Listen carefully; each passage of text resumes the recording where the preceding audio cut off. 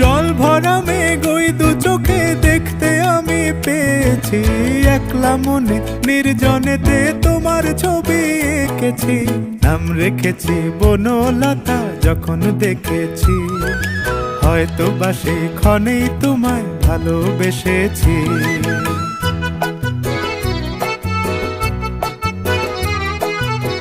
বনলতা কথা হয়ো না গো কুণ্ঠিতা, বনলতা কথা হয়ো না গো কুণ্ঠিতা।